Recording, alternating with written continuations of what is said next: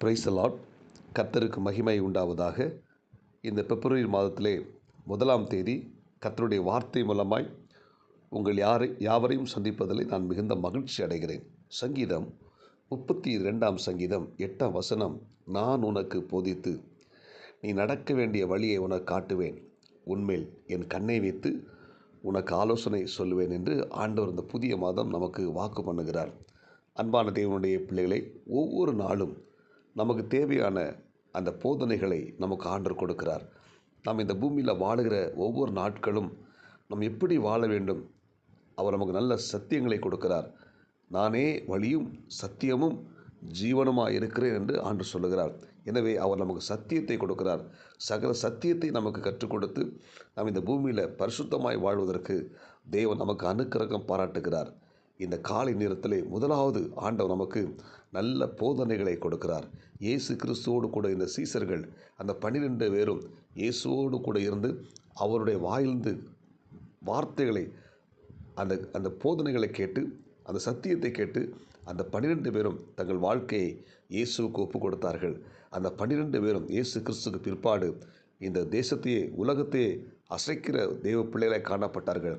அன்புக்குரிய தேவனுடைய பிள்ளை, இந்த புதிய மாதம் நமக்கு புதிய சத்தியங்களை ஆண்டவர் கொடுப்பார். ஆமென். வேதத்தில் இருக்கிற வார்த்தைகளை, சத்தியங்களை நாம் அறிந்து கொள்ள கிருபை தேவன் நமக்கு கொடுக்க வல்லமுள்ளவராக இருக்கிறார். ரெண்டாவது பார்த்திங்கன்னா, நடக்க வேண்டிய வழியை காட்டுவார். நாம் நடக்கிற பாதைகளில் சத்ரு கண்ணியை வைத்திருக்கிறான், வலைகளை வைத்திருக்கிறான், சுருக்குகளை வைத்திருக்கிறான், நமக்கு தெரியாது. ஆனால் இந்த புதிய மாதம் நாம் செல்ல வேண்டிய பாதையை நாம் தீர்மானிக்கவில்லை, தேவன் தீர்மானிக்கிறார். ஆமென். நாம் நடந்து செல்கிற பாதைகளில் தேவன் நமக்கு முன்பதாக கடந்து செல்கிறார். நான் உனக்கு முன்னே கடந்து சென்று கோணலை செவையாக்குவேன் என்று ஆண்டவர் வாக்கு பண்ணுகிறார். அப்போது நமக்கு முன்னால் கடந்து சென்று நமக்கு முன்னே இருக்கிற ஆபத்துக்கள், மறைவான கண்ணிகள், வலைகள், சுருக்குகள், இவை எல்லாவற்றிலும் நம்மை ஆண்டவர் பாதுகாத்து கொள்கிறார். ஆமென். அப்போ நமக்கு முன்னே ஆண்டவர் இந்த புதிய மாதம் கடந்து சென்று நாம் நடக்க வேண்டிய வழியை காட்டுவார். ஆமென். ஹல்லேலூயா.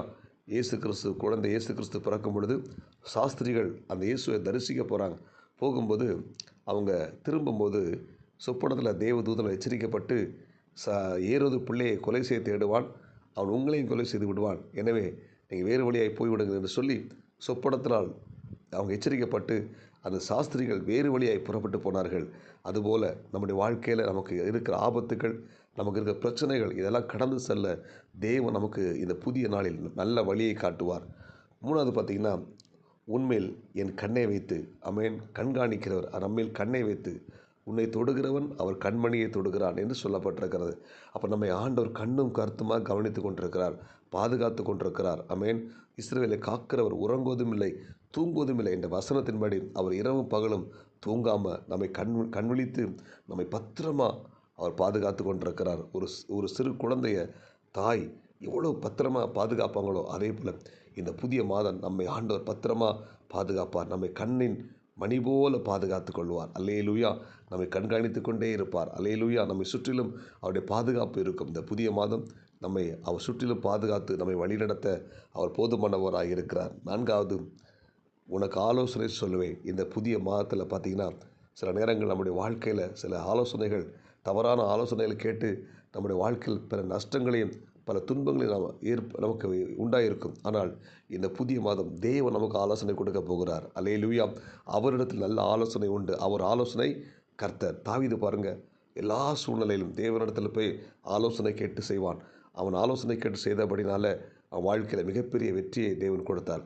இந்த புதிய மாதம் நமக்கு ஆண்டவர் நல்ல ஆலோசனைகளை கொடுக்க போகிறார். ஆமென்.